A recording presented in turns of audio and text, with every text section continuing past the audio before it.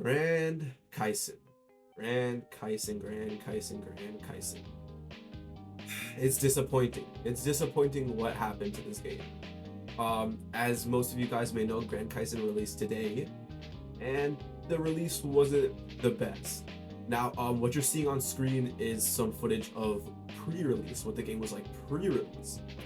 Now, what they said was that we were testing a combat. We were testing combat, right? Me as a tester and other testers were testing combat, and that there will be a lot more progression in the game, or at least more progression in the game than what we're seeing right now in testing. And I gave them the benefit of the doubt and assumed that they would give us a lot of progression, something that's actually worth our while. But they didn't. And what they actually did was they gave us a bandit beater. Another bandit beater just to put on the list of the long list of bandit beaters that we already have in Roblox. I really had high hopes for this game. Now, a lot of people didn't have high hopes just because it looks so much like GPO. But I felt as if they can implement things correctly in this game, they can do things correctly in this game and play their cards correctly, this game could have been a smash hit. And yes, 32,000 players on release is good, but for a game like this, for a game that's a bandit beater, so many of those players are gonna stop playing in a couple days. I know for me, I really don't want to play the game anymore. Just seeing the kind of game that it is right now, I expected so much more and we got so much less.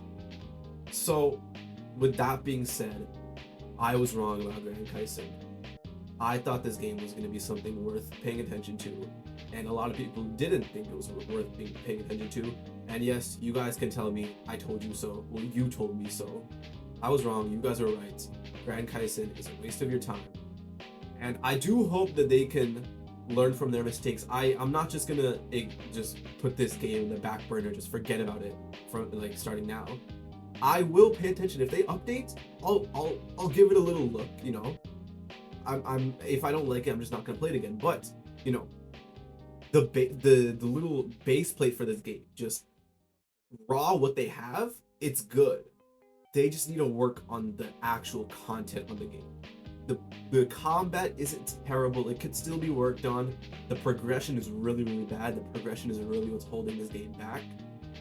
And yeah, that's pretty much all they can really do. I mean, add some more immersiveness into the game, make the game a little bit more immersive.